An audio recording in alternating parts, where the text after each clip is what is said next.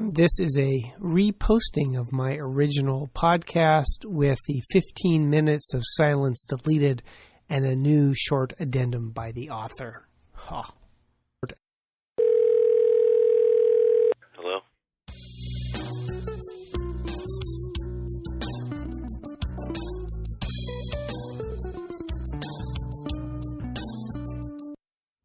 Gentlemen, let the tedium begin. Welcome to another Quackcast, a skeptical and sarcastic evaluation of quacks, frauds, and charlatan. Blew it again, sorry. I mean alternative and complementary medicine, or preferably supplements complementary and alternative medicine, i.e. scams. This podcast is done in November 2008, and there's going to be an update on acupuncture. This is brought to you by a side project of Pusware LLC, the publisher of the Persiflager's Annotating Compendium of Infectious Disease Facts, Opinion, and Dogma, your uber-hyperlinked electronic guide to infectious diseases available at pusware.com, where you will also find the Persiflager's podcast, a bi-weekly review of ID, that's infectious disease, not intelligent design, that is now CME accredited.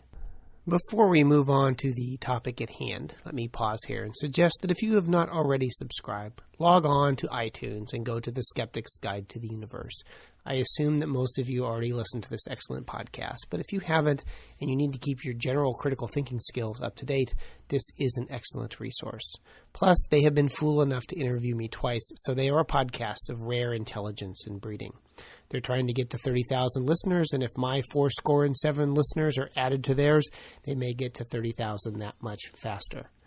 If you're still having problems with old iTunes feeds, please let me know. I think I have fixed the issue, and as best as I can tell to date, my current issues are all due to my pathologically inflated sense of self-worth and not my RSS feeds. I'm one of the few people to suffer from hyper self-esteem. The voices in my head tell me nothing but good things. So now we move on to the meat of the podcast. Or for you vegans, it will be a soy-based podcast. Since my last podcast on acupuncture, the medical literature has moved on. Studies are done, papers get published, papers get read, therapies work, therapies don't. New knowledge is generated as to the how and why of diseases and their treatment. And there are huge numbers of papers, 10,000 a year in my subspecialty of infectious diseases. And the result of this glut of medical literature is that I constantly have to refine my practice. I have to start new therapies when they are shown to be effective, and even more painfully stop what I do when they have been proven to be inferior or ineffective or even worse, dangerous. And I'll tell you, it's a real pain in the ass to keep up. It takes time, a lot of time. And while we refer to it as the medical literature, it is not literature like Wicked, one of my favorite books, by the way, but is more like the literature you would have if you were reading the phone book. It's dry, dry, dry. I think the journals have a special editing program that sucks all the life out of the fascination of medicine. But that's why I'm so envious of scams like homeopathy and acupuncture. They were discovered and defined in the distant past, and they are complete edifices that never need to be altered by something so pesky as reality and research. They do not have to worry about changing or abandoning ineffective practices or pay attention to advances in scientific medicine. So despite the fact that acupuncture makes no biologic sense, and despite the fact that the better the studies, the less the benefit of acupuncture, researchers keep doing badly done studies in a feeble attempt to show the efficacy of acupuncture, or, more likely, keep their CVs up to date. Publish or perish is the motto, even if you have to publish crap. I am amazed, however, that people continue to waste the time and the money on clinical trials on interventions like acupuncture that, after reading the literature in its entirety, demonstrate beyond a reasonable doubt that they don't do diddly. But since when does overwhelming evidence change people's minds, much less send murderers to jail? Maybe what we need is a preponderance of no data, no evidence to start a war or to disprove acupuncture. The clinical trials sure are not doing it. And it always boggles my little tiny mind that data doesn't change practice. It would be like a real doctor continuing to publish research on theophylline for COPD or monotherapy for AIDS. These are examples of therapeutics that definitively do not work, and we in the medical industrial complex have moved on. Not scams, They can't be falsified.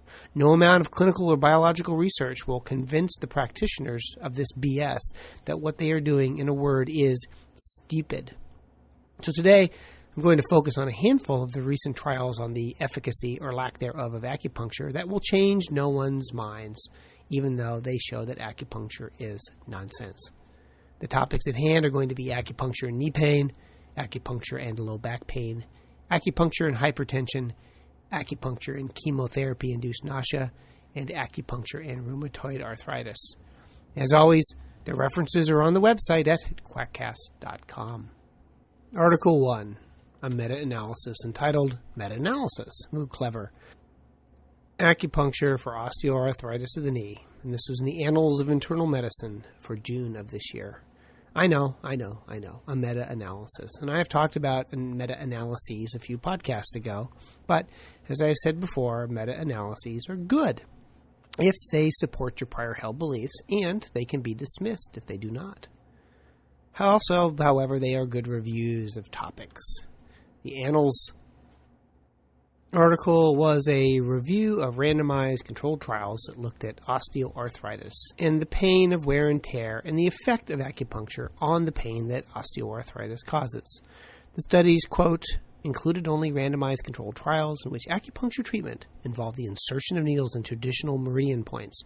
The needles could be inserted into tender points in addition to traditional meridian points and could be, that part's not in the article, electrically stimulated, end quote. And this gets to my recurrent picky point. There is acupuncture, which is the ancient Chinese technique whereby needles are placed in specific points along a meridian to alter qi flow and hence cure illness. There's putting needles randomly into people. These are not based on ancient Chinese principles about body energy, etc., and this is not acupuncture. And then there is putting electricity across the needles. This is not acupuncture, to my mind, but a modified TENS unit, TENS being a transcutaneous electrical nerve stimulator that have been known for years to decrease pain and are a proven efficacy in osteoarthritis of the knee. You put an electric current across an area that's painful, you will decrease the pain. So when you look at these articles on acupuncture, look to see which ones use electricity, and you can dismiss them because they are not acupuncture as practiced by the ancient Chinese. To the best of my knowledge, they did not have batteries or electrical outlets in ancient China. If all three of these forms can be considered acupuncture and used interchangeably, then perhaps when I do a blood draw or put in an IV, I could call it, hey, open bore acupuncture, and double the bill. But to keep things clear, for the purpose of this podcast, acupuncture is a scam practiced by the Chinese wherein needles are placed into meridians to alter qi. The other forms of needling humans are something else and need to be evaluated separately. In the end, in this meta-analysis, they came up with 11 trials, 4 of which used electricity. And when you look at the pain and function tables to see which studies had the biggest effect on acute pain, it was those that used electricity. Shocking. Wah, wah, wah, wah. But what a surprise. But what were the overall results of this meta-analysis? Well, quote, compared with a sham control, acupuncture provided clinically irrelevant short-term improvements in pain. Compared with sham acupuncture, acupuncture also provided clinically irrelevant improvements at 6 months compared to baseline. I love that term, clinically irrelevant, like the Democrats stand on the war. I think it sums up all of alternative medicine. Clinically irrelevant. I should change that to the title of my podcast. Welcome to the Clinically Irrelevant Podcast. But at least with this meta-analysis, my biases are confirmed. Good. I do not yet have to change my mind. Now, there's one other thing of note from this study, as in many studies on acupuncture, in that sham acupuncture is as good as real as acupuncture. And it should be safer, because they don't put the needles as deep, and it should be cheaper, because you don't have to pay for the overhead as an expert. So next time you think you need acupuncture, just pretend to put needles in your skin. You'll have the same effect. You don't need training to be an acupuncturist. And soon I'm going to release do-it-at-home bypass surgery. That's the wave of the future. But like so many other studies, acupuncture doesn't work, and when it does work, it's as good as having fake acupuncture. Study 3. Just to confuse you, I'm doing the second study third, and I'm counting in Roman numerals. This one is Acupuncture and Low Back Pain. It was published in the Archives of Internal Medicine and was entitled German Acupuncture Trials for Chronic Low Back Pain. I have noted in the past the difficulty in using pain as a parameter to measure because there is a huge psychological overlay for pain. The subjective nature of pain makes response to an intervention problematic. It's nice to have an objective measurement, and there is with pain a Stockholm syndrome in that patients do want to please their treating physician and may say they're better when they're not. And I also know from personal experience, having had a lot of pain inflicted on me over the years, how my experience of pain can wax and wane depending on external factors, especially if I am unloved, because it always wanes on the unloved. In the study, they had 387 patients in each wing who either had real classic Chinese acupuncture, wherein they put 14 to 20 needles about 40 millimeters in the, quote, correct spot, unquote, or they had sham acupuncture, where they put the similar number of needles but only 1 to 3 millimeters into the skin and were not the, quote, correct spot. Or they had what was considered to be conventional therapy. They had either 2 weeks of acupuncture treatments or 2 weeks of conventional therapy. And the conventional therapy was a hodgepodge of interventions. That included physiotherapy, massage, as the English would say, heat therapy, electrical therapy, back school, injections, and guidance. That is, and some in the conventional therapy also had infusions, yoga, hydrojet therapy, and swimming, as well as, of course, pain medications. So comparing acupuncture to, quote, conventional therapy, they really didn't compare it to anything at all. They looked at 2 back pain scales, and they looked at the effects of acupuncture up to 6 months.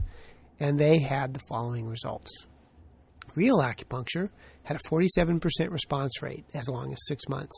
Fake acupuncture had a 44% response rate with decrease in pain, and the hodgepodge had 27%. In terms of pain scales, the acupuncture group had a decrease in their pain scores of about 27 compared to a decrease of 15 for the conventional therapy. And both acupunctures improved quality of life scores about 9 points versus 4 points for the hodgepodge therapy. This is, as usual, the fact that sham was as good as, quote, real, unquote, acupuncture. So again, save yourself money and time and get fake acupuncture instead. The curious thing, as best I can tell, is that the response rate in all the interventional group was excellent and better than I could find for most results of intervention for low back pain. As best I can tell from my reading, all the groups, including the conventional therapy or the hodgepodge group, did much better than average reported responses to back pain therapies. But given the great heterogeneity of both the interventions and the measurement outcomes in these back pain studies, I can't say for sure. I'm sure someone out there will correct me if I am wrong. But it looks like all the interventions in this study did better than the usual results in most back pain studies. There are some issues in the discussions that are worth quoting. First, they say, the unexpected finding of similar effectiveness of sham and real acupuncture forces us to question the underlying active mechanism of acupuncture and to ask whether the emphasis placed on learning the traditional Chinese acupuncture point may be superfluous. What do you mean unexpected? Haven't they been reading the literature? Virtually every study shows that sham acupuncture is equal to real acupuncture. And it takes this study to call into question the underlying action of mechanism of acupuncture? Again, aren't they reading the literature? I call this the Louis effect. How can he close me up? On what ground? I'm shocked to find that gambling is going on in here. You're winning, sir. Oh, thank you very much. Everybody out at once. They are uninformed at worst, and at best they are being disingenuous. And they come up with the following conclusions. Several other hypotheses must be considered instead. 1, there are no specific acupuncture effects at all. True. 2, the specific acupuncture effect is very small and is overlaid by nonspecific effects. True. There exist specific acupuncture effects, the nature of which is still unknown, that lead to symptom improvement independent of point selection and depth of needling. They just can't quite bring themselves to say that classic Chinese acupuncture is a crock. And then they conclude, and this is again a quote, Acupuncture constitutes a strong therapy alternative to multimodal conventional therapy. No, it doesn't. Fake acupuncture does. Acupuncture gives physicians a promising and effective treatment option for chronic low back pain. No, it doesn't. Fake acupuncture does. Why go through all the trouble of time, expense, and deep needles when you can get the same effect doing virtually nothing? The funny thing about all these trials in acupuncture and other alternative medicines when you read them is how they are unable to come to the conclusion that what they're doing is basically a crock. It would really be interesting to do an acupuncture study that had 4 arms. One group who got acupuncture, half of whom were told it's acupuncture and half of whom were told it's sham, and then a sham group, half of whom were told it's acupuncture and half of whom were told it's sham. This would help sort out the physiologic overlay versus any real physiologic effect, if any, from sticking needles in people. But to my read right now, the score is real acupuncture 0. Study 2, and this time I'm using binary numerical representation of numbers, acupuncture and low blood pressure. High blood pressure or hypertension is nice. And this trial is called a randomized trial of acupuncture to lower blood pressure. And this is nice for once in that we have a objective measurement that is reasonably repeatable and accurate. Now in this study, they randomized patients to get real Chinese acupuncture. This consisted of 72 patients, or fake acupuncture, and this consisted of 68 patients for a 6-week course of therapy. Each person got 22 sessions of about 30 minutes duration. Now, of interest in this study is that it took place in Germany. All the acupuncturists were trained in China, and none spoke German. So, unless the Germans spoke Chinese, it was unlikely that the acupuncturist accidentally misspoke and let the patient know if they were in a treatment or a sham group.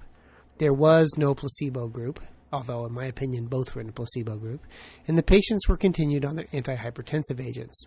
Now, they did their blood pressure by a curious way, which is hooking them up to a machine that measured the blood pressure over a 24-hour period, taking it 15 minutes during the day and every 30 minutes at night, and they also did it during exercise. The results of the study? Well, the systolic blood pressure between baseline and 6 weeks, which was the primary outcome, decreased by about 6 millimeters in the acupuncture group and only 1 millimeter in the fake acupuncture group. Although by 12 weeks, everybody's blood pressure was back to where it was. So it would appear in this study that when compared to sham acupuncture, real acupuncture lowers the blood pressure by about 6 millimeters, which isn't bad. Or does it? Look at the paper. It's downloadable, and it's crappy. The study group, to judge from patient characteristics, suggested that the sham group was both fatter and on more medications at baseline. So they were a group with at least certainly more potential for refractory hypertension. And of interest, the sham group had a slight but not significant increase in their blood pressure with the therapy. Also in this study, 12% of the patients were lost to follow-up. So when you have small numbers of patients and then you lose 12% of them, your data is increasingly questionable. And then look at Table 2 in this study. Table 2 consists of a 4x16 table of blood pressures and their measurements, depending on whether or not they were measured during the day and over the course of the study. So they had a total of 64 data points. 5 of these data points showed significant difference. However, 59 of the data points were not significantly different, and there were huge error bars. Now, if you have a small number of patients and you measure a large number of data points, you will find small differences in populations, and these differences will probably disappear once you increase the number of patients in the study. My take on this particular study on hypertension and acupuncture is that what we're seeing here is the usual result of some minor data clustering that's due to small numbers and poor selection in your patient population. Have there been prior studies using acupuncture to treat hypertension? There was a prior study of 192 patients who received either sham or real acupuncture, and it didn't do diddly. Now, this study, instead of measuring 24-hour blood pressures and averaging, they used the old standard, put a cuff on the patient, take 3 blood pressures, and average them out. So there are 2 studies all told that look at the result of acupuncture and blood pressure. One good study shows no effect. One not so good study shows maybe an effect. So right now, The score is acupuncture 0, reality 3. Two other studies I'll mention in passing looked at the results of acupuncture on patients with rheumatoid arthritis. And the question that these studies really ask is, why does this crap get done, much less published? So they take a disease with a lot of variability in its clinical course, like rheumatoid arthritis. You treat a small number of patients with a therapy that has no reason to work. You follow them for a short period of time and publish the results. And you get crap, and more crap.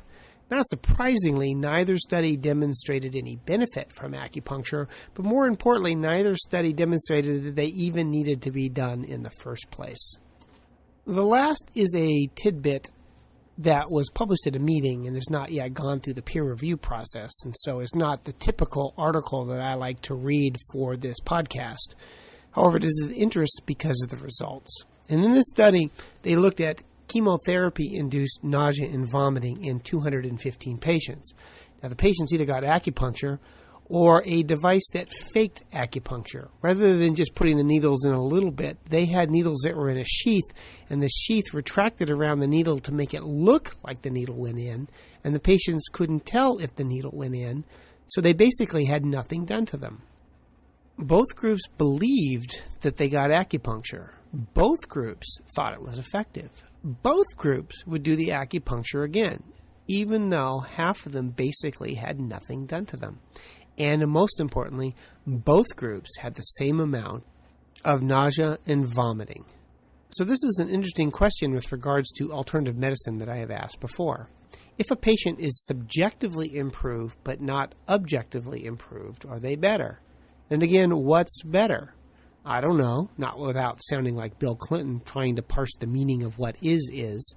And is it ethical to lie to a patient and give them a therapy you know is ludicrous, but make them think they are better when they are not, and take money for it?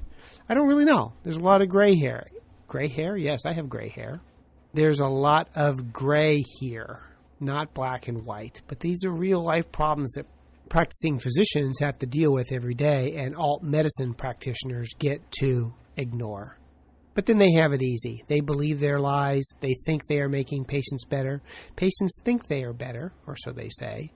And they get to ignore any and all data that would make them change or stop their practice. I am still so jealous.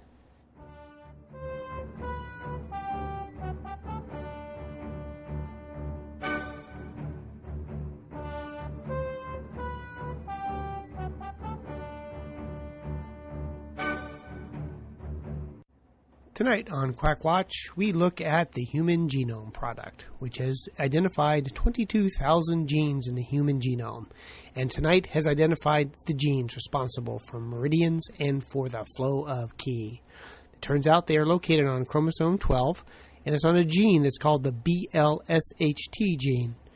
It turns out this gene codes for a protein responsible for meridians and the flow of qi. No, not really. Just kidding. But think about it. Every time you hear some alternative medicine nonsense, ask the uber reductionist question, what genes code for this process?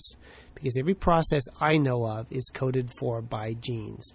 DNA makes RNA, makes protein, makes everything. It's way more complicated than that in the details, but this is the basic sequence that makes us what we are. Everything we are, it comes from the genes. So if someone tells you that your key is being blocked or that your energy is off, ask them, well, which genes code for this? And if they give you some BS about emergent complexity or quantum mechanics or the fact that you're a narrow-minded tool of the Western scientific process, then you know they're just talking out their ass. And so that's it. The end of another podcast. So let's make a list of the things you need to do today. 1, log on iTunes, write me a glowing review.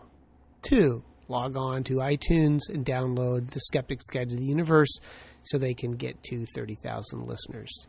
3, stay healthy and get the flu vaccine, which you already have done. So, as always, this podcast is brought to you by Pussware.com, where you will find the Persiflagers podcast, a bi-monthly review of infectious diseases, where you can get type 1 CME, It's copyright 2006 from the Creative Commons. The references are online. Send your hate mail, spam, and questions to knowitall@quackcast.com. I will eventually answer your email. Promise. I just find it somehow onerous to do for reasons I still haven't figured out, because I quite frankly have a great bunch of people who take the time and interest to listen to me, and I thank you all. The music is, as always, by my son when he was 12. He's now 14, improvising on the guitar. The only thing he does better than that is hit the golf ball. So hopefully there's a college education in it for him. And as always, thank you and stay healthy. As mentioned at the beginning of the podcast, this is a re-podcast because I accidentally, well, it wasn't accidentally. I deliberately included 15 minutes of silence as my homage to Kurt Cobain and the album Nevermind. There's a 10-minute episode of silence at the end of the album. You think it's the end of the album, and then it pops into the last song. And if you have your stereo on 22 and you don't know that, it can scare the hell out of you while you're driving down the road.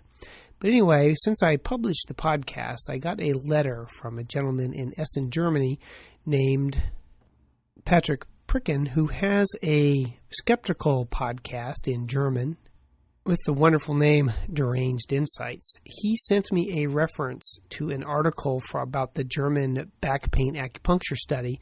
Now, the article is in German, and the only languages I am fluent in are English and internal medicine. I do, however, speak a smattering of quackery. But I will read his analysis of this German article, and we'll have the reference on the podcast site. He says, quote, there it says that as a prospective payment for doing all the study, all participants were eligible for 10 acupuncture sessions, no matter the outcome of the study group. So patients were already inclined to believe in acupuncture over conventional medicine, it seems. Also, if the interviews after 10 sessions made it seem like the acupuncture was successful, then 5 more sessions were scheduled as part of the trial, which may have led to patients exaggerating the success just to get more treatment. Parentheses, though conventional treatment could also be prolonged in this way, in parentheses. This makes the results of the study even less impressive, I think. End quote. Well, thank you for that letter. And for those of you who are interested in the original German, the link will be on my website. And now this ends our addendum to the new podcast, which should trip out at about 28 minutes long. Thanks. Bye.